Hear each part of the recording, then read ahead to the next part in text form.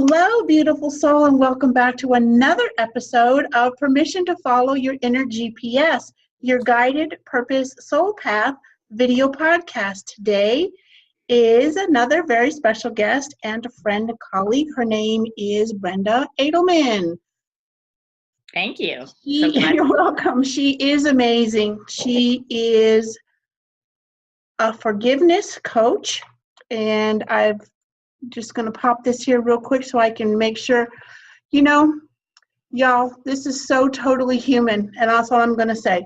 So Brenda Adelman is a forgiveness expert, the expert and a recipient of a Hero Forgiveness Award, critically acclaimed one-woman show promoter, performer, speaker, author, and story coach on and off stage. She is absolutely amazing, and I really just adore her.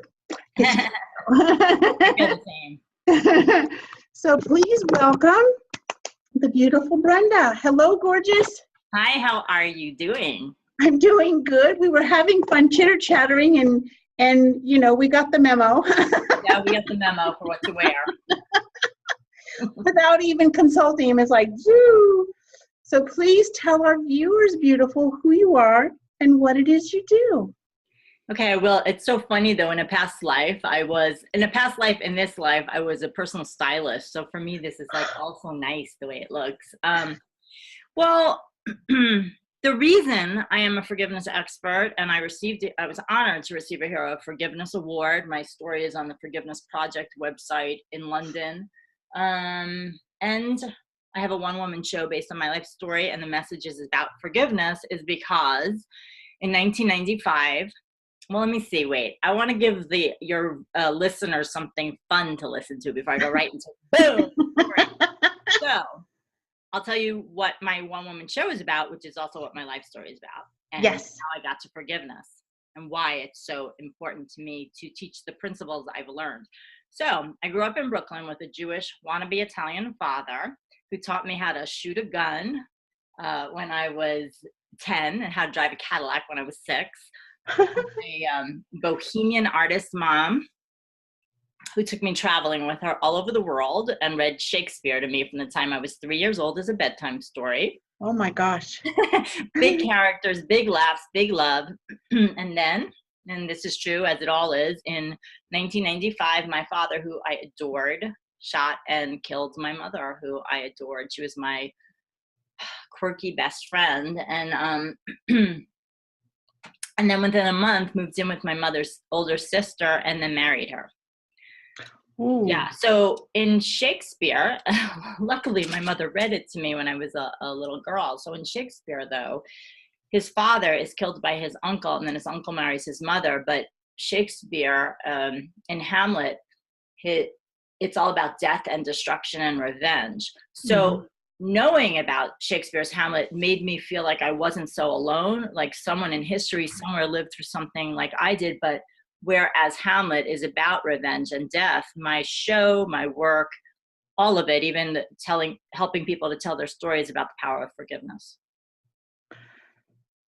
That's quite a journey and quite a path, beautiful. It's huge. It's so many of our viewers are either going to connect with that or know someone personally or intimately that has gone through something just like that. How did you, yes, Hamlet helped you understand that you weren't alone in this, one of the things, but how did you transition, or how did you turn that into what it is you're doing now to help others and you help yourself along the way? Well, the first few years after my mom died, I use this actually as the main set piece for my one-woman show. It's not like I'm like, I got to carry a picture of my mother around every place. I just want to I was so depressed. I was so extremely close and codependent with both of my parents, just loved them so much. And so when this happened, and for all intents and purposes, I lost my whole family in one night. I went into a dark depression. I seemed like I was functioning through life, right? How many people are going through life with like this mask on? And And I was already a professional actress in Los Angeles, and I just had an inner knowing that I had to put my story up in something called the storytelling exercise in one of the top classes in LA. I didn't want to do it because I was hiding. This is like probably 3 years after my mom died or something like that. I was hiding behind the characters I would play. It was like, I don't wanna, like, I was like, oh my God, everybody's gonna judge me. I was so filled with shame. I hadn't done any of the work that I've done since. That is part of my journey of healing. But I just knew it was an inner guidance that I had to put up this short scene. And so one of the things that preceded that, which started my healing too, was I stopped thinking about the past and thinking about what could happen and how could I turn things around. And I started writing stuff down. And during my sleepless nights, these poems came out of me, and they were sexual and they were charged and they were filled with rage. And the next morning I'd read it and be like, who is that wrote that? Because I had defined myself as someone nice. I had always, loved my father and was taught to be a nice girl, a good girl. Mm-hmm. And what I ended up doing is turning one of those scenes where I confronted my father about killing my mother into a scene with my brother and me and my father. And so that was the beginning of what is now my critically acclaimed one-woman show that I have performed in 3 countries, 9 states so far, for about 12,000 people, and I'm still performing. So that was one thing, because I put the scene up, and not only did I not get judgment, instead I had many people come up to me and share secrets about their life that they had been ashamed of. Not the same stuff. I was scared that no one would relate because it was so big, and instead the humanity of love, loss, grief, betrayal, that carries through. And then, there's several things that happened after that. What happened was I had someone who wanted to direct the show and produce the show. And so I was an actress, so I knew how to write scenes. I knew how to write dialogue. And so actually inhabiting the character of my father, because I play probably about 12 characters in my show, helped heal at another level, because as an actor, as a good actor, you cannot play yourself as a villain. And my father was one of the characters in the show. And so I had to look at, this was a man with thwarted dreams, who had no skills, who blamed my mother. There were guns involved. Like, I looked at everything from a different way as the actress writer. Okay. And then I put the show up, and people would laugh, people would cry. There was a lot of humor in it, but I would go home and be absolutely miserable still, because I hadn't done any of the inner work. So I took several years off, found this amazing program in spiritual psychology, got my master's there. And that program really changed my life, because it changed everything from like, okay, I can entertain and I can tell a story, to, okay, I can heal at the depths of my being. And it can be a joy, not a joy in, oh, this is so much fun to act out, but like, I'm expressing myself. I feel amazing. I'm changing people's lives. And then years later is when I would become a coach and start teaching my process.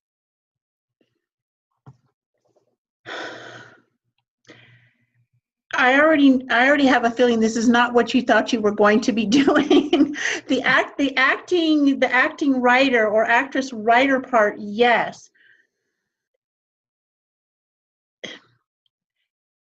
How did you get to that point where you were willing to do the inner work? Because that's huge, and hopefully many someones are going to be able to take the courage that you're sharing with us. This is hugely vulnerable and transparent for you to be able to just share this with us. And I want to take a moment and thank you and recognize that and acknowledge it. I almost don't have any words. And anyway, so how did you get to that place where you were willing, you're welcome, to do the inner work? I'll tell you the truth. I hurt so bad emotionally. I was just so isolating myself. I was engaged at the time this happened, and when my mom died, and I broke up with him. And you could say there's a lot of reasons, but in looking at it all, it was because I felt so unlovable and so damaged, and I couldn't have anybody witness my pain. And so for those 3 years or so that I was single, what I will say is I had to break up with him. I had to have that time alone because he was a wonderful man, but he saw me as a victim, as only I can imagine. Here he has this vibrant fiance, and then I'm like crying all day and can't get out of bed. And so that loneliness, because we probably won't have time for this, but my brother and I didn't speak for 6 years. So I really lost my whole family because, to make it a short story, we have different fathers. So it was his stepfather, and he could see immediately that my father killed her, that there was a cover up, which I can talk about in a minute, which is the reason my father went to jail on a plea bargain. And I couldn't, because I didn't want to lose my father. And so I just felt so alone that it was so funny how life and art and everything came together. And it wasn't lost on me when I started doing my show that it's like, oh my God, my whole life came full circle. I was a professional actress, so I could express myself and write these characters.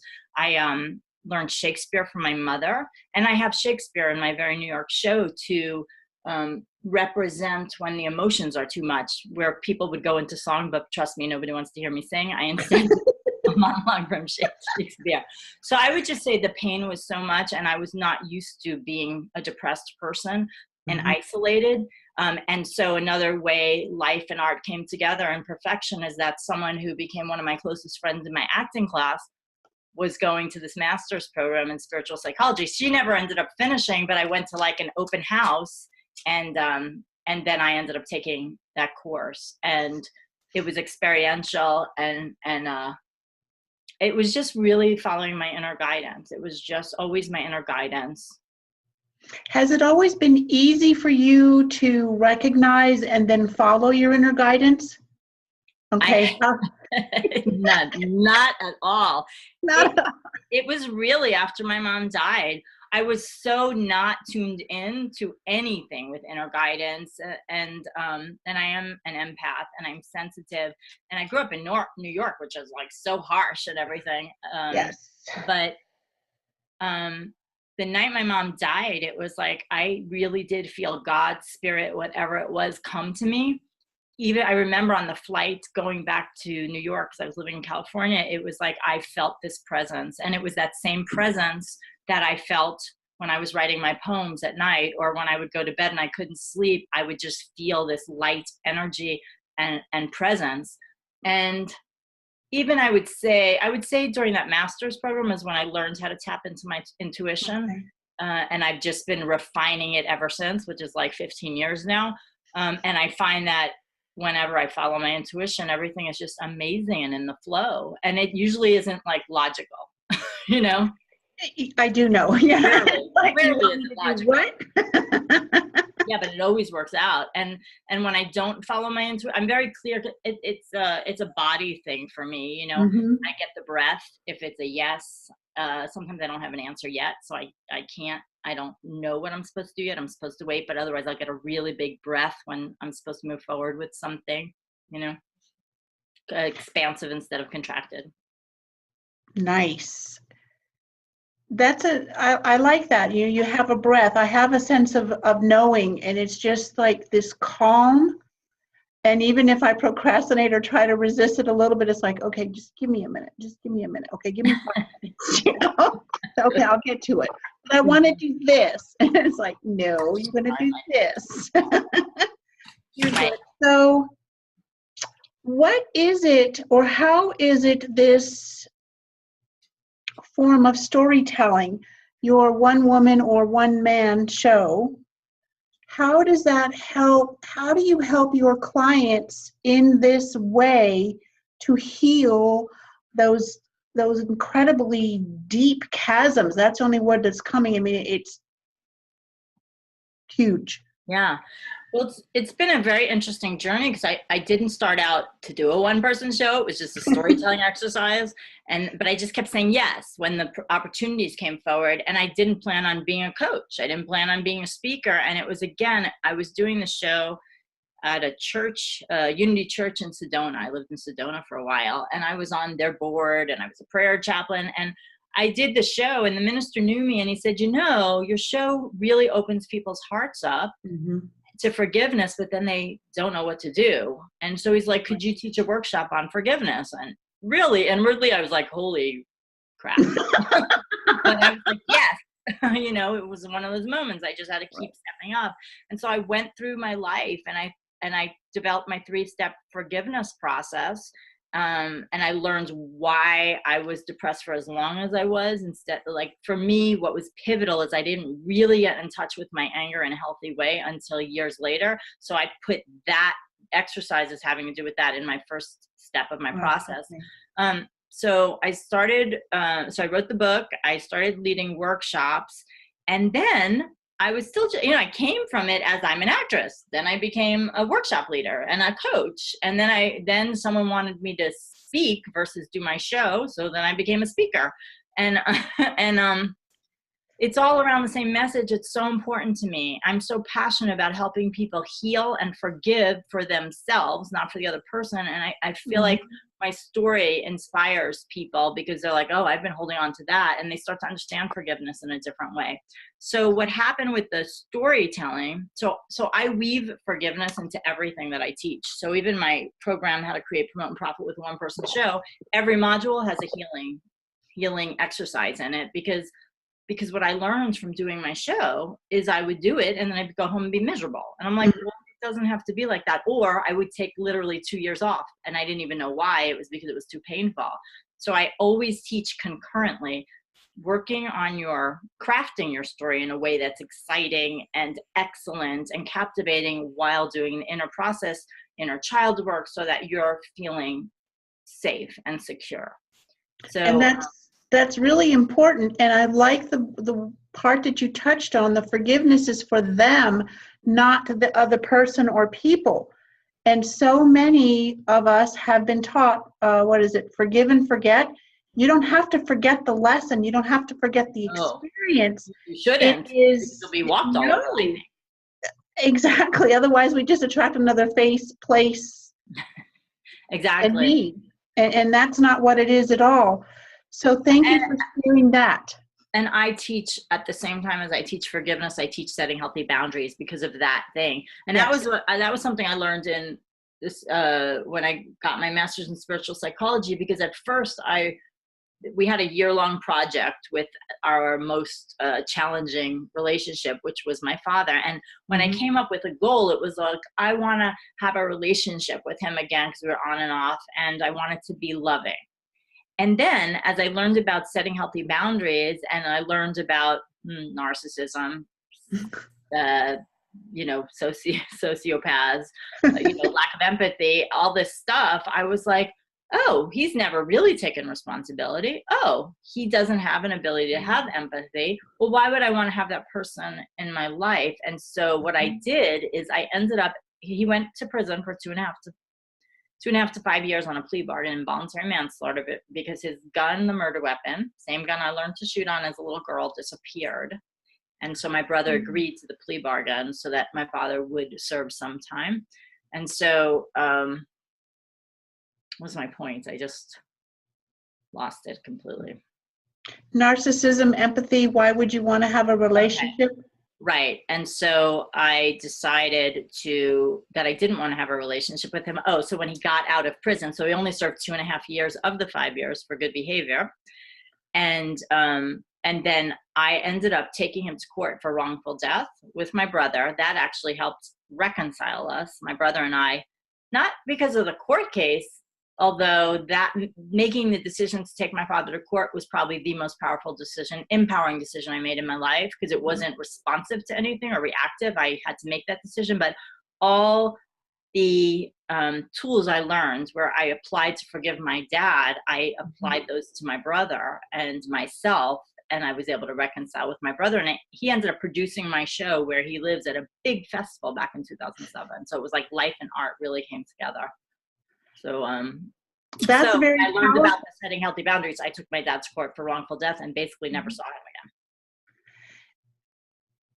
So many of us on our spiritual path, we have this thing. And even if you're not on your spiritual path, it's all about family, and family comes first, and no matter what. And I'm like the poster child against that now. well, there was there was a time when I was totally estranged from my very small family because I couldn't handle it anymore. Yeah. And we have since healed mountains and valleys and all kinds of things. But you don't have to have people in your life just because they are blood related or marriage related. And that is so huge. Yeah, and what I will say is I really learned to forgive my father at the same time I was taking him to court. So it wasn't like, I hate him, I'm taking him to court. I just knew I had to stand up to him. And so in my one-woman show, I actually show the ceremony of release that I did around him. So I absolutely agree with that. And a lot of my clients, that's what happens. I'll be coaching them in the life coaching about they're going back for the holidays to see their family because they have elderly parents. And even though the parents like horrible to them, they're going back, and because they'll feel guilty.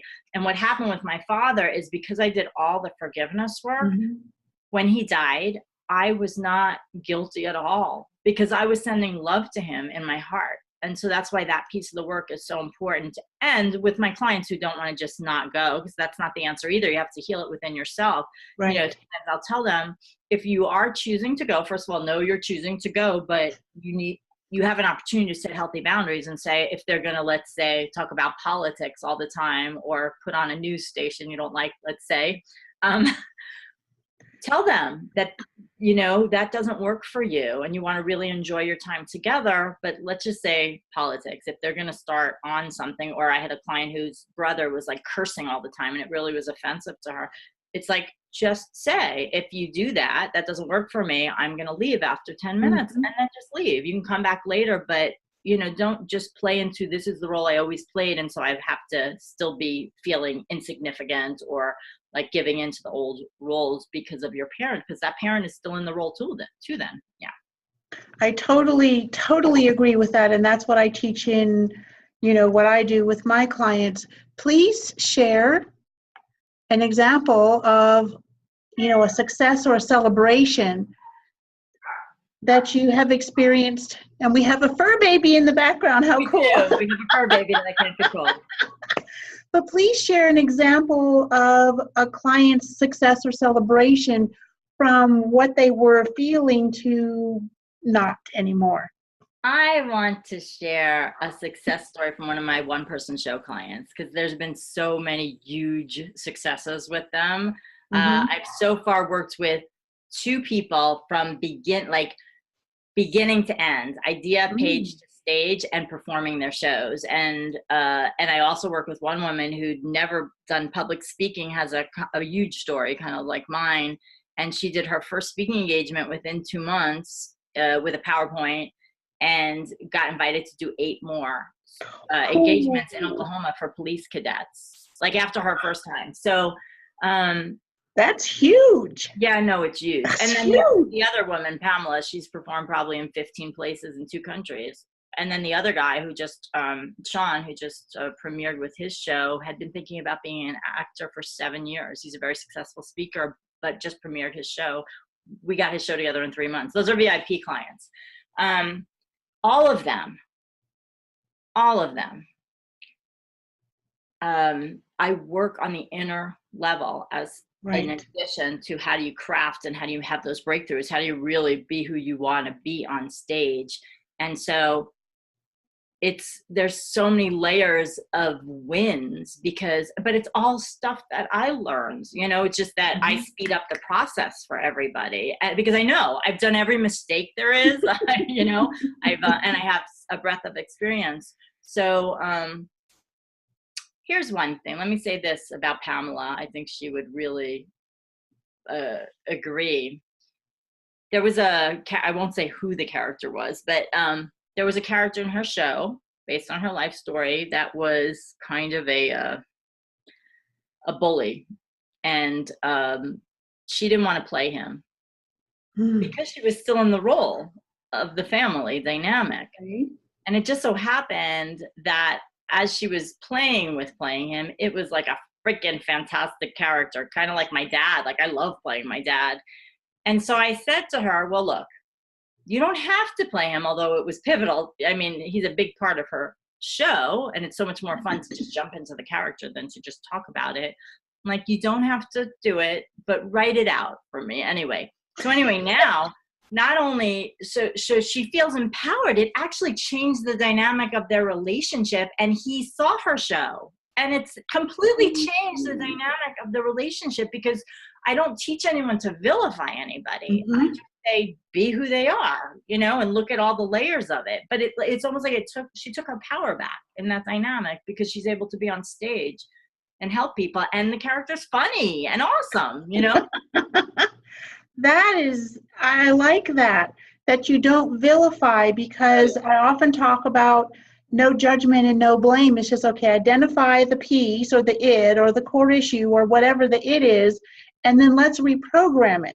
And in a very simplistic way, what I'm saying is exactly what you do in your show, only bigger, because they get to act it out.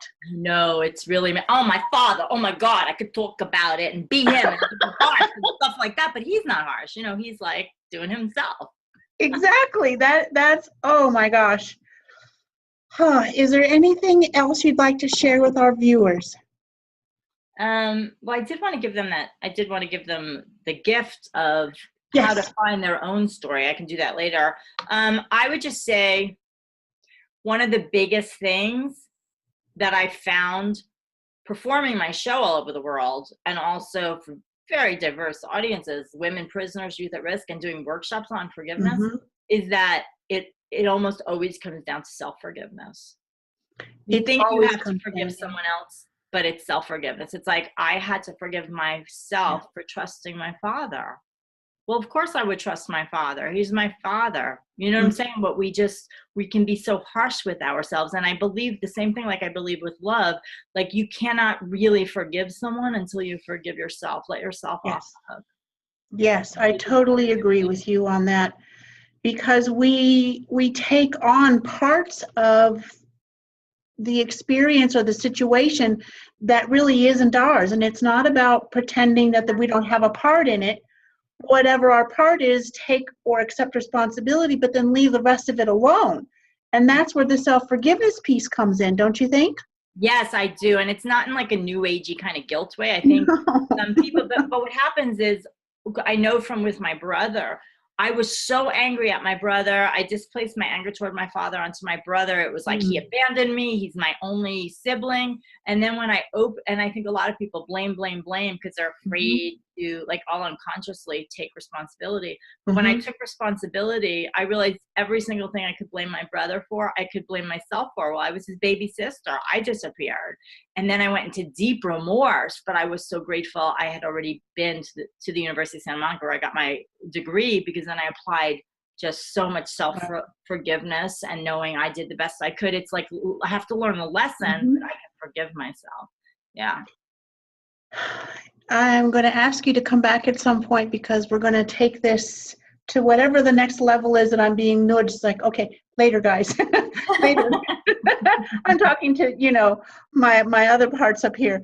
Please tell our viewers, beautiful Brenda, how they can find you, how they can contact you. Okay, so many ways, but I'm a Facebook addict. That is my addiction of choice right now. So it's either Brenda Adelman. I also have a Adelman. I also have a free Facebook group called The Naked Storyteller.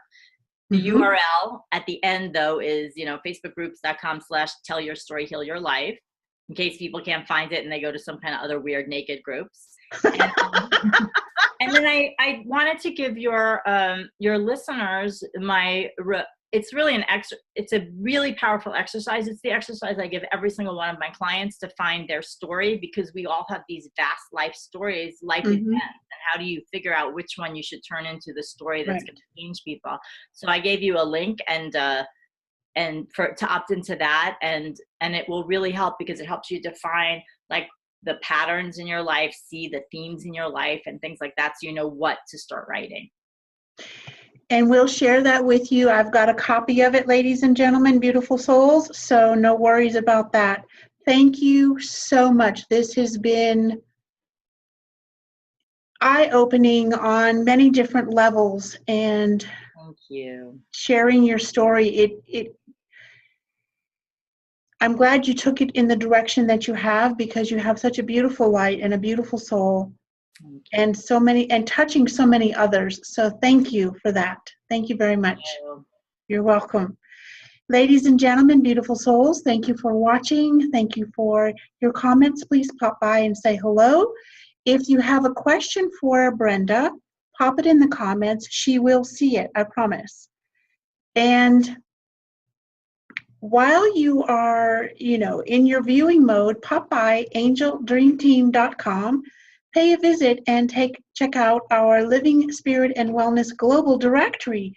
You just might find the right person to work with to design your website, create your funnels, do animal energy healing, a reading, a coach, and we're very happy to be sharing this time with you. And thank you again, Brenda Adelman. It has definitely been a pleasure, an honor, and a joy. Me too. Thanks. Bye. Bye-bye. See y'all later.